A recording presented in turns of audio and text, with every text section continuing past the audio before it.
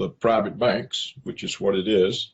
Previous Greek governments accepted bribes to indebt Greece to private banks.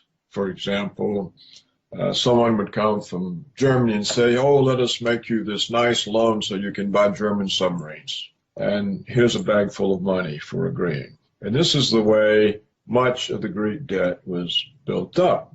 Now, normally in the past, when people find they have excessive debt or governments have excessive debt that they can't service, the debt is written down to an amount that can be serviced. For example, when Mexico couldn't pay in the 1980s, the debt was written down. The U.S. government came up with Brady bonds, which was a way of writing down the debt. But now that looting is completely unleashed, the rule is that if the government can't pay, the Greek people have to pay.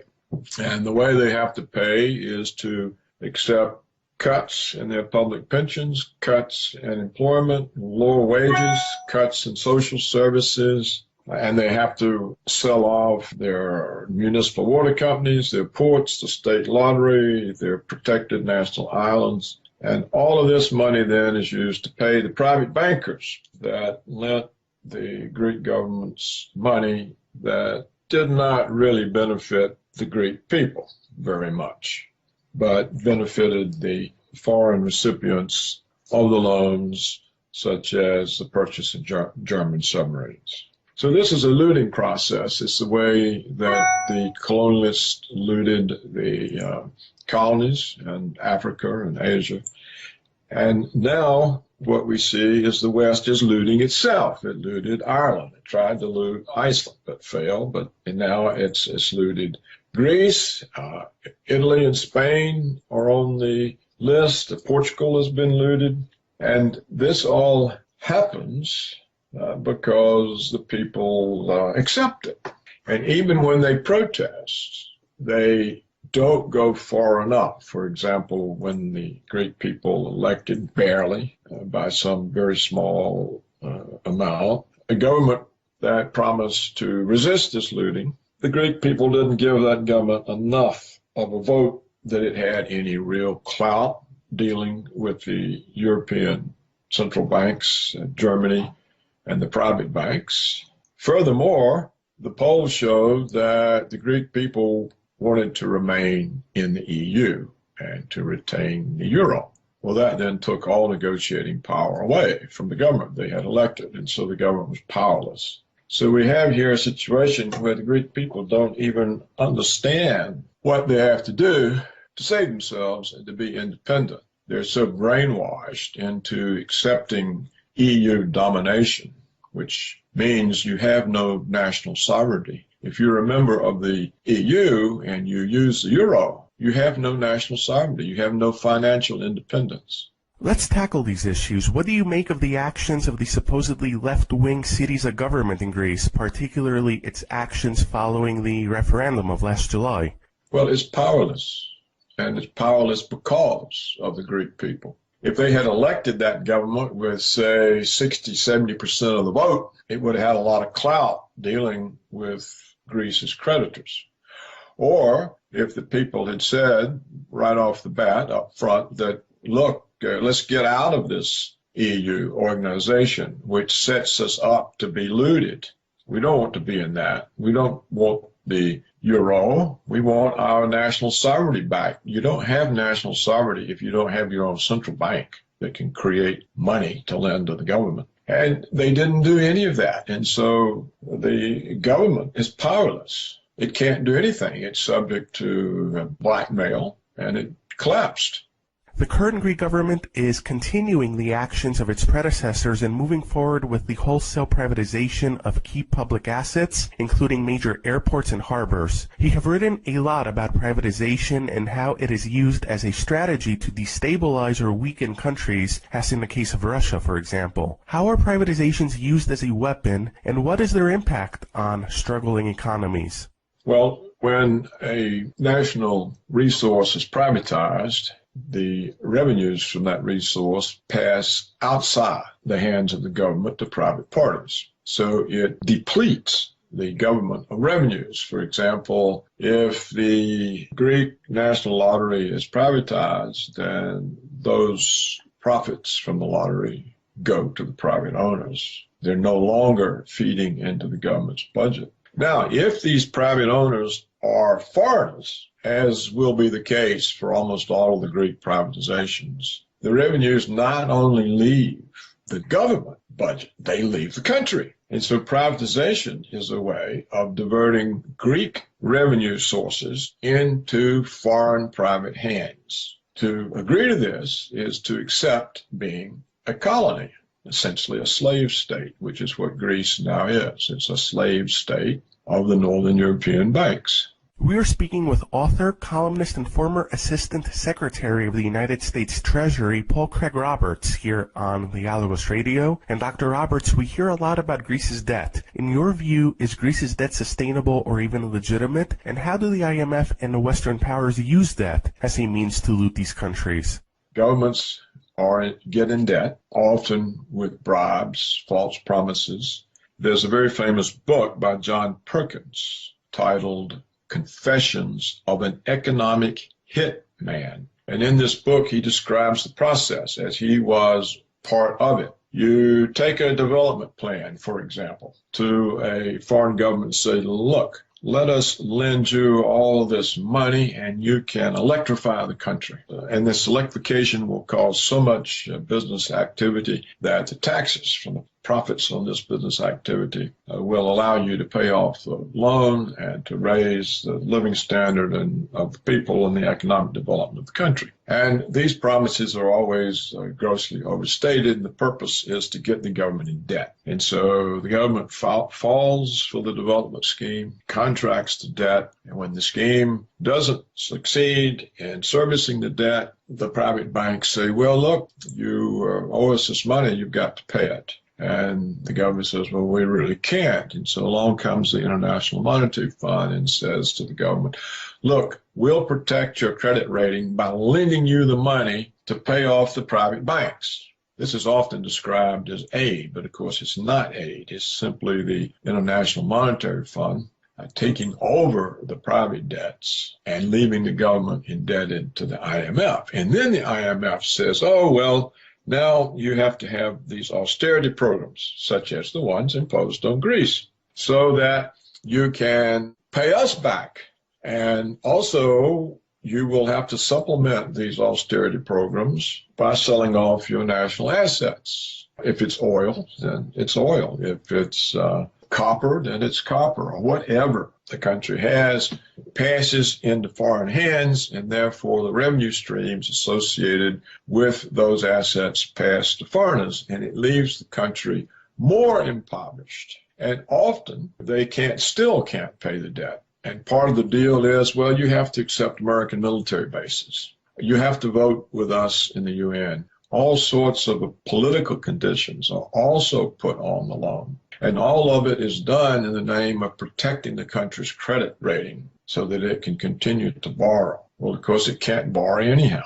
It's already over its head in debt. And yet government after government continues to fall for this or are bribed into it. And as John Perkins points out in his book, Confessions of an Economic Hitman, if it so happens that a government has a leader that can't be bought off with bribes, Washington overthrows them or assassinates them. And it's entirely possible that the Greek government faced this type of threat. You mentioned your belief that Greece, and in particular the Greek people, should demand an exit from the Eurozone and the European Union. In your view, would Greece have any chance of recovery remaining within the framework of the Eurozone and the European Union, as the Greek government and economists like Yanis Varoufakis have insisted? By remaining in the EU and using the euro, there is no prospect whatsoever of Greece recovering. In fact, they have given up so much now, they probably could never recover, even if they left the EU. They had an opportunity to leave, and they should have seized it, and the Russians offered to finance them. But either the government had no vision, or was intimidated by threats, or felt that it did not have the public support. So I think now Greece is history. It's a colony of the northern banks, northern European banks. How could Greece, or for that matter any other Eurozone member, manage an exit from the euro if they finally made the decision to depart? They just have their own currency. Every government that joined the euro gave up their financial sovereignty because they no longer have a central bank that can create money to finance the government. So they became dependent on private banks. These are looting mechanisms. So the minute Greece joined the euro, it gave up its sovereignty. The only way it can get its sovereignty back is to leave the euro and bring back its own currency and use its own central bank to provide the country's money and not rely on German and Dutch banks or on Goldman Sachs. That's the only way you can be an independent sovereign country. There's no such thing as an independent sovereign country that cannot create its own money. We are on the air with author, columnist, and former Assistant Secretary of the United States Treasury, Paul Craig Roberts, here on Dialogos Radio. And Dr. Roberts, moving on beyond the case of Greece, let's look at the tensions between Russia and the United States, as well as U.S. allies such as Turkey. You have predicted that we are heading towards World War III. What do you believe we will see unfold in the Middle East and Russia in the coming year?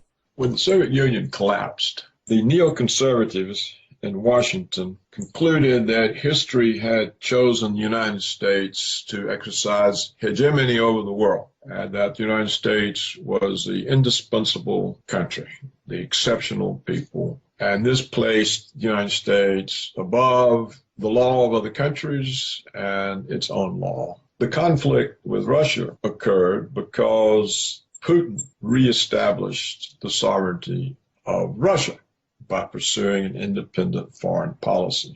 The Yeltsin government had been an American puppet state. But when the neoconservatives became so focused in the Middle East, you may remember it was supposed to be a 6-week war, and it's turned out to be a 15-year war that's not over. This distraction allowed Putin to reestablish the independence of Russian foreign policy, to rebuild the country, its military, its economy. And all of a sudden, the neoconservatives in Washington found that Russia was a check on their power. For example, the Obama regime was all set to invade Syria. They had framed up Assad on fake charges that he had used chemical weapons. This was a line, the red line that Obama had drawn, and now we were prepared to attack Syria, and the Russians said no. The Russians also spoiled Washington's plan to attack Iran over the fake issue of nuclear weapons. Again, the Russians said no. So Washington said, okay, we've made a mistake. We've let Russia rise. Our policy called for preventing the rise of any country that could serve as a check on our power. We didn't pay enough attention. Now Russia's there. We got to do something about it. Where can we attack them? The Ukraine. And so Washington engineered a coup in Ukraine. It caused all this kinds of ongoing trouble, but actually were outsmarted by Putin. So the effort of Washington to grab the Russian Black Sea naval base in Crimea was frustrated. And now Ukraine's going down the tubes. The Europeans are not as interested in pursuing this issue.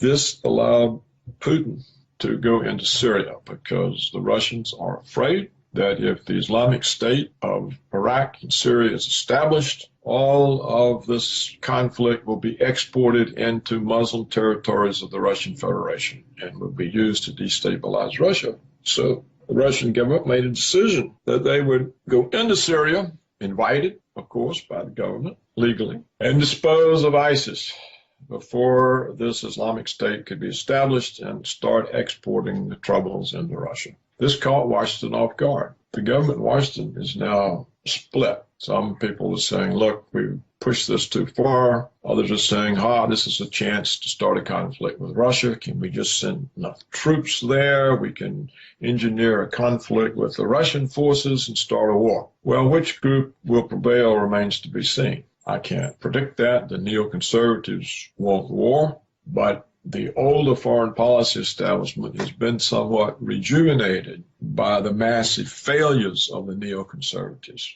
One miscalculation after another, chaos after chaos. We now have chaos in Libya, chaos in Iraq, chaos in Syria, chaos in Yemen and Somalia.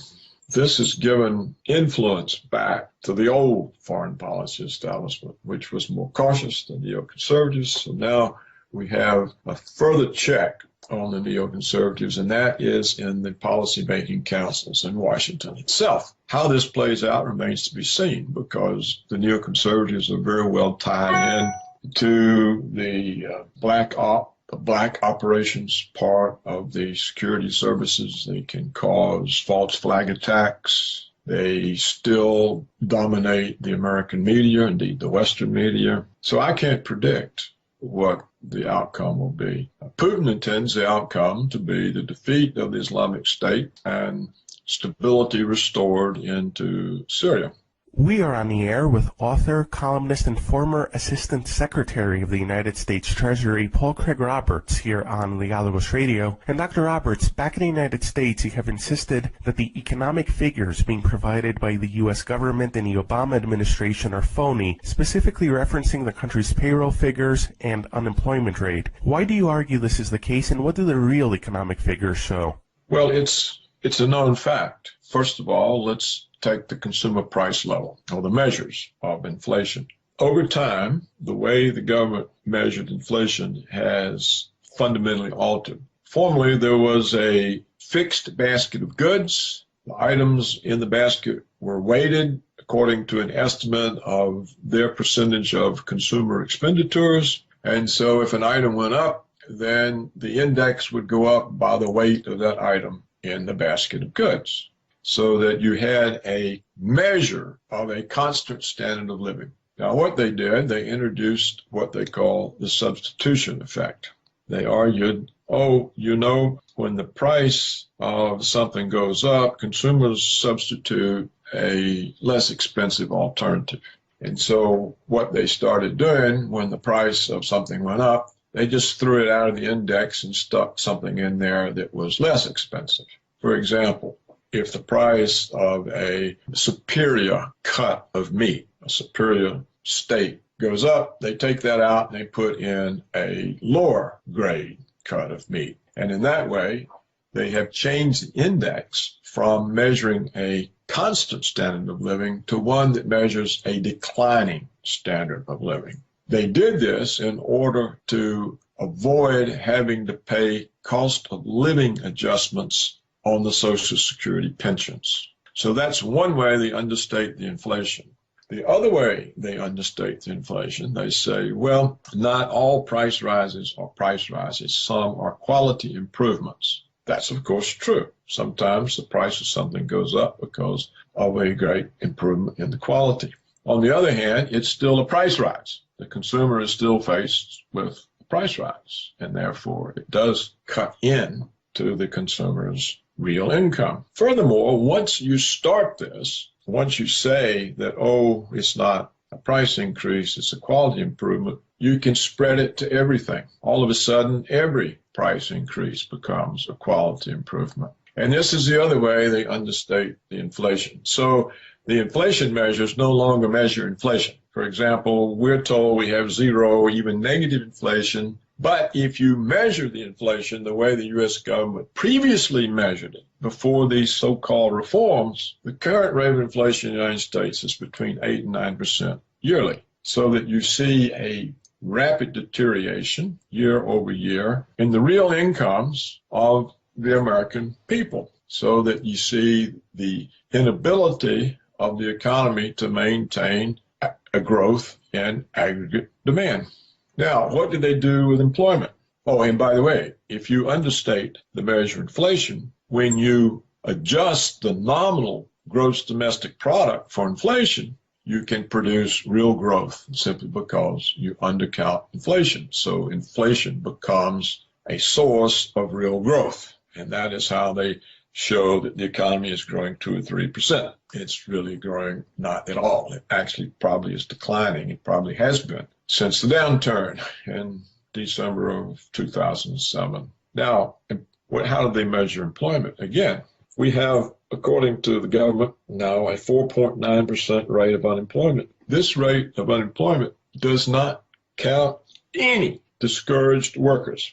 Suppose you've been out of employment for months and months, and you can't find a job. To search for a job is expensive. It's not free. It has a cost. You're out of income. You've searched and searched. There are no jobs to be found. You give up. You're no longer counted as unemployment. So all discouraged workers who are not currently searching for jobs are not counted in the 5% unemployment figure. The government has a second measure of unemployment that is never reported in the headline news or emphasized in the financial press. This second measure, known as U6, counts short-term discouraged workers. And if you add the short-term discouraged workers, and short-term means less than 1 year. So if you have been discouraged for less than 1 year, you're counted as part of the second measure of unemployment, U6. And that rate of unemployment is double the reported rate. It's 10%. Now, if you add in the long-term discouraged workers, which no longer does any government measure include those, but if you add in the long-term discouraged workers, the current rate of unemployment in the United States right now is 23%. This is a multiple of the headline reported number of 5% or 4.9%. How do we know this? We know this because John Williams of shadowstats.com continues to measure long-term unemployment according to the methodology that the U.S. government used to measure it before it abandoned it. And so those are the ways that they create the image of economic success when really there is serious economic deterioration. We can see other signs of this economic deterioration. For example, recently, the Federal Reserve itself reported that 50%, that is one half, of all Americans who were 25 years old currently live at home with their parents. Now, a 25-year-old person is a person who would normally be in the workforce living an independent existence, but they can't find jobs sufficient in pay to support an independent existence. So that we now have the youth of America, half of the youth. This includes university-educated people who cannot establish independent households, which means they can't get married, they can't take a mortgage and buy a home, they can't buy home furnishings and appliances. They have to live at home in their childhood rooms. So that also is inconsistent with a 4.9% unemployment rate. Also inconsistent is the decline in the labor force participation rate. It has been plummeting ever since the so-called recovery. Now, as every economist knows, when you have an economic recovery, the labor force participation rate rises because more people enter the labor force looking for the good jobs. So it's literally impossible to have an economic recovery when the participation in the labor force is declining. And yet that's what the data shows. It shows the labor force participation rate. For example, in 2006, it was 66 or 67%. Now it's something like 62.7%. So this is the first alleged economic recovery in history in which the participation of the labor force is declining. Now, with the presidential election coming up in the United States, what do you make of the candidates that are out there? And do you believe any of them offer any hope for a change of political, economic, or foreign policy direction? No, not really. Two of the candidates have the possible potential of that. For example, this Bernie Sanders, the Democrat, he's different. He's not exactly a member of the establishment. I think he realizes there are a lot of problems, and I think he's more inclined to represent the people than the powerful economic interest groups. On the Republican side, this character, Donald Trump, is also very different. He's not a member of the political establishment either. And people like him because when he says outrageous things, he doesn't apologize. He comes across as strong and forceful and against Washington. And so he's popular. Now, I don't think either can be elected because the establishments would not accept them. So you will have the Democratic establishment conspiring against Bernie Sanders, and you will have the Republicans conspiring against Trump. And they will use the media against them and all kinds of other dirty tricks. So it would be very difficult for the people to put in office someone that the establishments of the two political parties don't want. Even if they were to be elected, I don't think they could change anything. And the reason is that neither is the product of a movement. There's not a movement behind Trump or a movement behind Bernie Sanders. There's not a body of people that either knows to draw on to staff the government to bring about the change. If, for example, Trump represented a movement that had been going on for years and he was aware of policy and he knew what needed to be done and he knew the people that he could appoint that would do that, and he was able to get the Senate to confirm them in office, then you could have some change. And the same for Sanders. If he had a movement behind him, knew who he could trust to implement the policies, but neither of them have this. And so when they get there, who do they appoint? I mean, the government is not run by presidents. It's run by several hundred assistant secretaries. And they have nominal bosses called cabinet secretaries. Who are these people? Where would they come from? Trump doesn't know. Bernie Sanders doesn't know. And so they would be staffed up with the usual Washington crowd. And when you get elected, you're excited and you want to get going, and you've got to get all these appointees through the Senate. So you end up having to appoint the people the Senate's going to confirm. Otherwise, you never have a government. So unless the revolution also changed the Senate such that they would say, yes, let's appoint these people who will bring change and undermine all of our relationships with the power structure, the people who give the political contributions that keep us in office. Let's wreck all that and appoint somebody who's going to make change.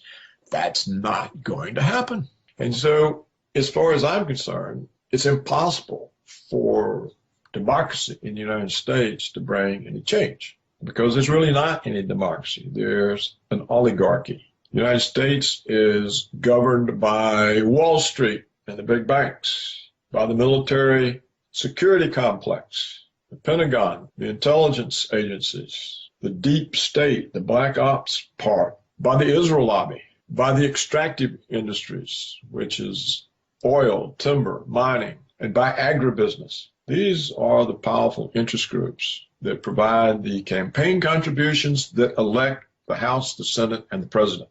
Recently, scholars produced a study in which they concluded that the American people had zero input into the policies of the United States government. And that is actually the fact.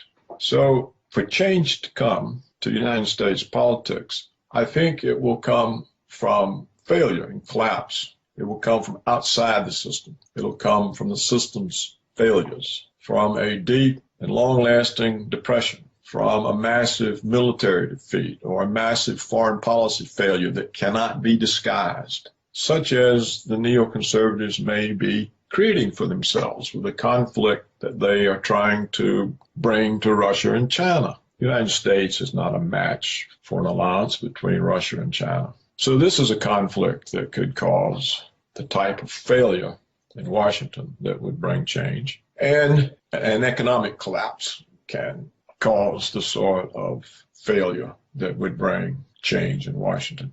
But it's not going to happen from domestic politics or from the rise of an indigenous leader. First of all, the deep state wouldn't permit the rise of such a leader. He would simply be assassinated, and they would blame some kook. Well, Dr. Roberts, thank you very much for joining us today on the Dialogos Radio and the Dialogos interview series, and for sharing your insights and analysis with us today. Yes, well, thank you for your interest. Referencing the country's payroll figures and unemployment rate, why do you argue this is the case, and what do the real economic figures show?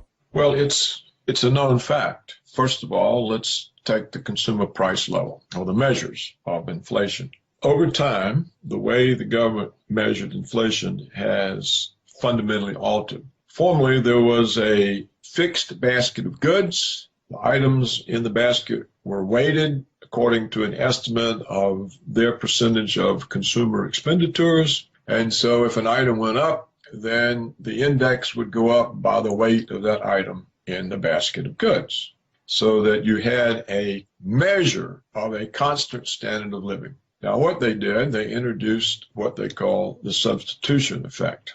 They argued, oh, when the price of something goes up, consumers substitute a less expensive alternative. And so what they started doing when the price of something went up, they just more emphasized in the financial press. The second measure, known as U6, counts short-term discouraged workers. And if you add the short-term discouraged workers, and short-term means less than 1 year. So if you have been discouraged for less than 1 year, you're counted as part of the second measure of unemployment, U6. And that rate of unemployment is double the reported rate. It's 10%. Now, if you add in the long-term discouraged workers, which no longer does any government measure include those, but if you add in the long-term discouraged workers, the current rate of unemployment in the United States right now is 23%. This is a multiple of the headline reported number of 5% or 4.9%. How do we know this? We know this because John Williams of shadowstats.com continues to measure long-term unemployment according to the methodology that the U.S. government used to measure it before it abandoned it. So I can't predict what the outcome will be. Putin intends the outcome to be the defeat of the Islamic State and stability restored into Syria.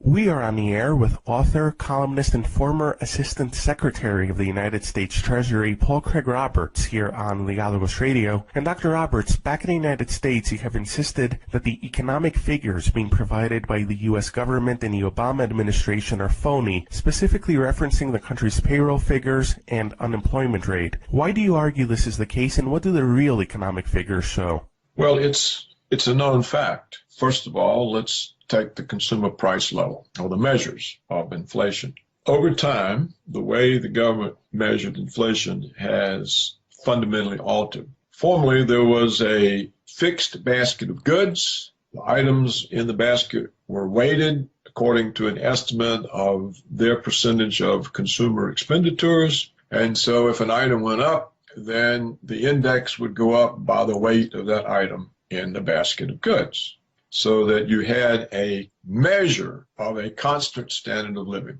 Now, what they did, they introduced what they call the substitution effect. They argued, when the price of something goes up, consumers substitute a less expensive alternative. And so what they started doing when the price of something went up, they just threw it out of the index and stuck something in there that was less expensive. For example, if the price of a superior cut of meat, a superior steak, goes up, they take that out and they put in a lower grade cut of meat. And in that way, they have changed the index from measuring a constant standard of living to one that measures a declining standard of living. They did this in order to avoid having to pay cost of living adjustments on the Social Security pensions. So that's one way they understate the inflation. The other way they understate the inflation